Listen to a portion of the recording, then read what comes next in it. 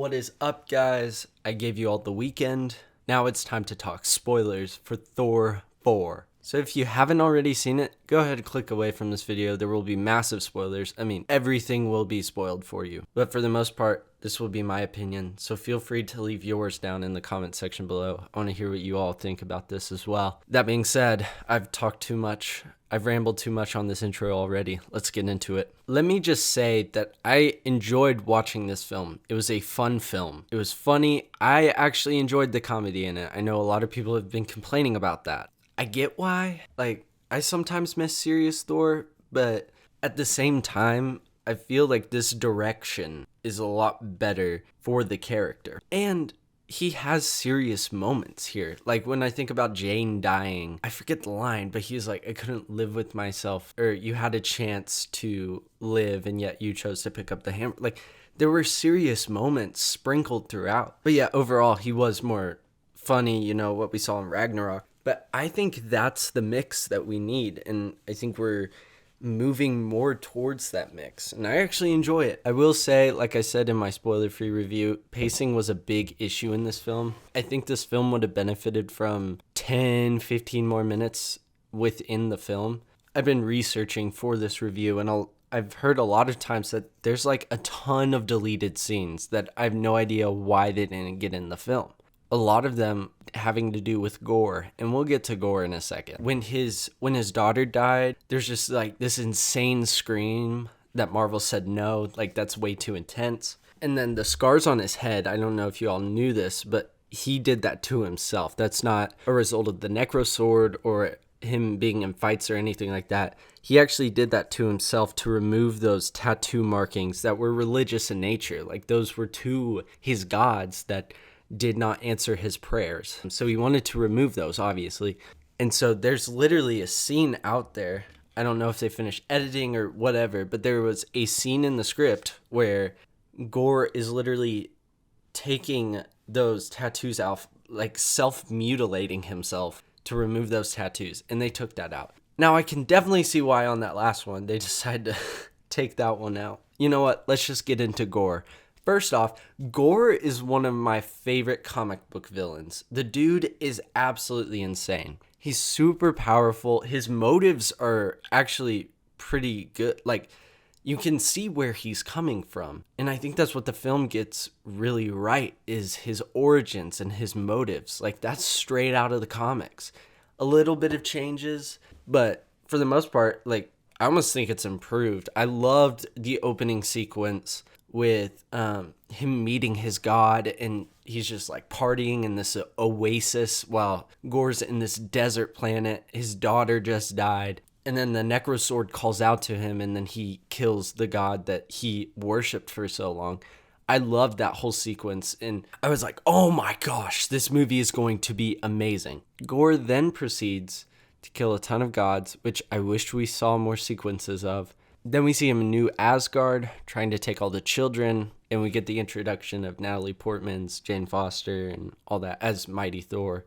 But when I really started to get worried was when he fled the fight in New Asgard. Because here's the thing, Gore is so powerful in the comics.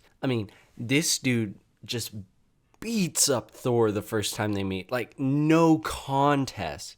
And we kind of got that. But Gore flees. Gore retreats with the children. I guess you can say he won that fight because he got what he wanted, but still, I don't know how I feel about that. Like, Thor doesn't lose necessarily. He doesn't lose the fight. He's not outclassed in strength or power at all. And I started to get worried. And then there was the Shadow Realm fight, which I loved the sequence before where he traps all three of them and is just talking with them. That's one of the greatest scenes throughout the film. Like, I actually felt that he was a threat, that he was convincing Valkyrie and Jane on his viewpoints, and just, I thought all Thor's, like, little bits of comedy to, like, fight back against Gore, like, man, you could use a breath mint and all this stuff. I thought that was really good. I love that scene. I was like, okay, maybe they got it right this time. And then in facing these three heroes, he still kind of loses. Yeah, he holds his own. He almost kills Valkyrie, but like Thor and Jane kind of go out unscathed. I'm like, what? He's in the Shadow Realm, the realm where the Necro Sword came from, which we'll get into that in Noel in a second. I was like, man, I feel like they missed out on an opportunity there. Absolutely bashed Thor. And to be honest, I think Valkyrie should have died there. I think that was great. And really to show the threat of Gore. Because Gore, to be honest, throughout this film does not feel like much of a threat. For a guy going around killing God is an insanely great concept. And he just doesn't feel like a threat because we never see him kill any gods after the first sequence. We see dead gods, but we don't see him killing them, which I think is weird for a character called the God Butcher, for us to never see him butcher gods. And then the Eternity wish. And we'll get into Eternity later, because Eternity is a whole nother thing. So if you didn't know, in the comics, Gore's plan was to unleash this thing called the God Bomb, which would pretty much just wipe out all gods at once, which is pretty much what the wish would do. So in that aspect, I wasn't too frustrated with the concept of him trying to just get a wish. But I feel like the God Bomb would have been so much better. Because to be honest, that whole wish thing generates a lot of questions. Like, if all the gods knew about this one wish thing that Eternity does, then why the frick, when after the snap and half of the universe has been disintegrated, has been snapped away, would Thor not go, hey guys, I know this place where if we make one wish, we can just wish everyone back. We wouldn't have to fight Thanos. We wouldn't have to worry about the gauntlet, like, especially after they killed him. And after he told them the stones were gone. I mean, to me, that creates so many questions.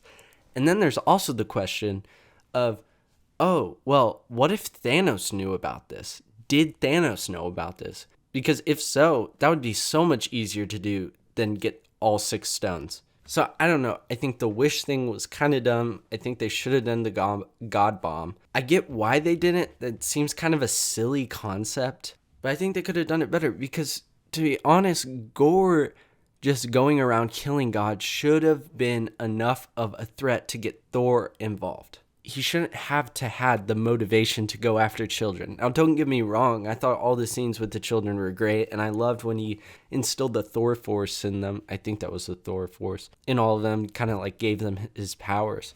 I feel like they failed in the execution of Gore's plans, and they nerfed the heck out of him. I mean, Gore in the comics took on Thor, present-day Thor in the comics, so kind of what we see now. All-Father Thor, which has like the Odin Force, and then Young Thor. So 3 different Thors from 3 different times, and he goes toe-to-toe, if not best, all 3 of them. They nerfed him so much. And then they like redeemed him at the end, which I thought was kind of weird. And I didn't think needed to be done. I did like that he technically won. Gore did not lose. He won. He got to the wish. He made the wish. And I feel like every villain in these Phase 4 movies are getting redemption arcs. I think of Taskmaster and Black Widow, Icarus in Eternals, Wanda in Doctor Strange, the Mandarin in Shang-Chi, and now Gore in Thor. It's just like, it's getting repetitive. And speaking of Eternity being a wishing machine, when they first said Eternity in this film, I freaked out. I was like, oh my gosh, they're finally doing, after the tease in Guardians Volume 2, they are finally going to show us Eternity. And they did. And man, does he look cool. I loved like how Eternity looked. It was so cool to finally see him on the big screen. It was so cool. But being a wishing machine, what the frick? We already kind of went into why I don't like the wishes. And don't get me wrong, in the comics, Eternity is so powerful that, yeah, he probably could grant wishes, but he wouldn't want to.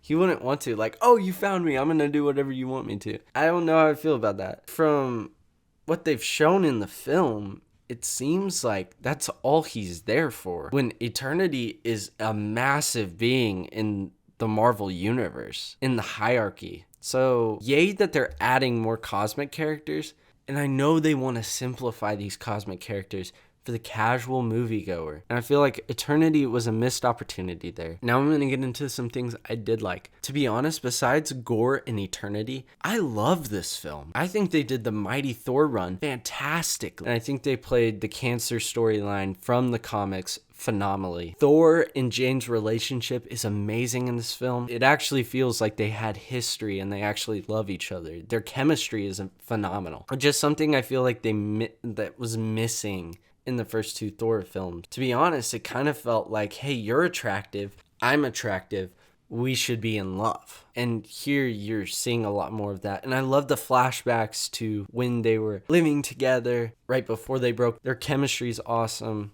Loved the scenes with Mighty Thor fighting. I loved her coming in at the end with the Valkyrie horse. I thought that was great. Thor is incredible in this film. I love his arc. I love seeing him with the Guardians. He's grown a lot wiser. And I know in a lot of the comedy that's in this film that's kind of glossed over, but he's a lot wiser. He's a lot wiser than he was from Ragnarok. And I love seeing his character continue to develop. I love the tattoos on his back. Like that scene with Zeus where he flicks all his clothes off and we see the tattoos. I loved it. You see the list of all the people he's lost and it's got like Odin and his mother, Natasha, Tony, and then the big Loki helmet on his back. It says rest in mischief. Love those like little details. I love the little like love triangle they have with Mjolnir, Stormbreaker, and Thor. Even with like Zeus's Thunderbolt. That all was hilarious. And that's kind of comic book accurate. I mean, Mjolnir in the comics is like a living force. So it's not too out there to make this a thing. And speaking of funny, just funny characters, the goats in this film, oh my gosh. This was the best use of goats I think I've ever seen in a movie. They were hilarious. Now, they changed their backstory a little bit in the comics, but to be honest, they were used in the same way. Thor in the comics uses them to travel when he doesn't have his hammer or just wants to travel with goats. Sometimes you just like to drive instead of fly. Hey, I've been there. The goats were amazing. I love the scene when they're going in to find Falgar and opens the Bifrost. They all fall out and the goats are just screaming when they plop on the ground. It's those simple comedic timing things that I really like about Taika Waititi's Thor films. And the goats were amazing.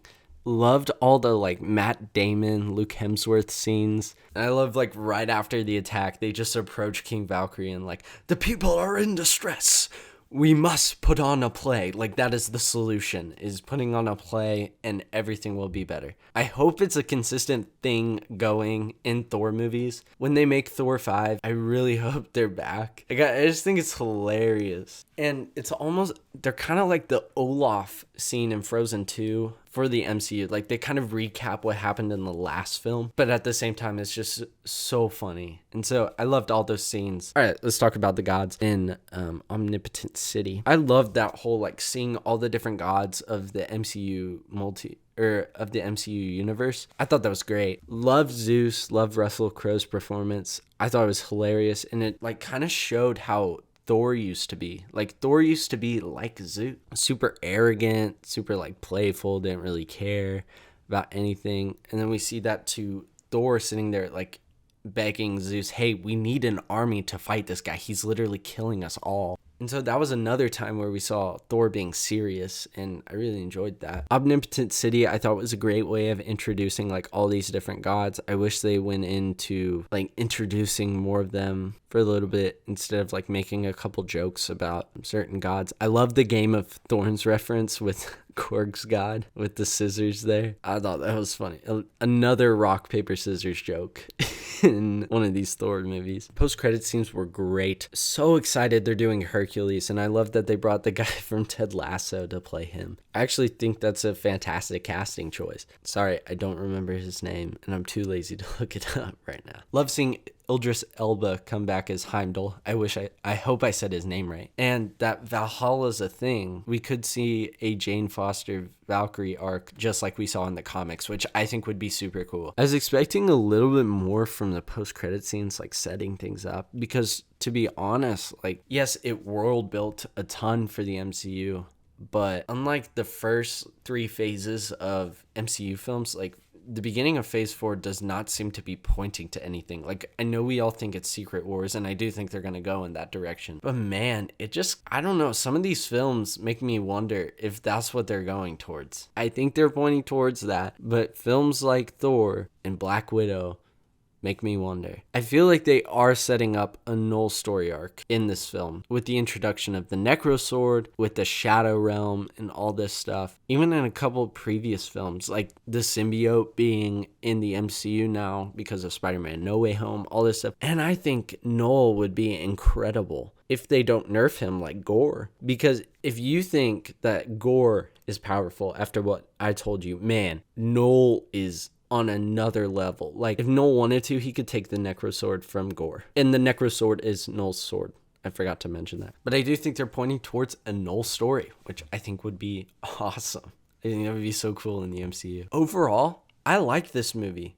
I love the ending, Love and Thunder. It'll be interesting to see what they do with Gore's daughter. I hope it's not the last we see of Gore, but to be honest, I think it is. Even with all my complaints about him, he's still one of the best villains in the MCU. I know I said a lot of negative things about him in Eternity, but to be honest, this film's pretty good. I really enjoyed it, but I know this is a longer video, but let me know what y'all thought in the comment section down below. Thanks for sticking around. I love you guys. Until the next video, peace out, bro skillets.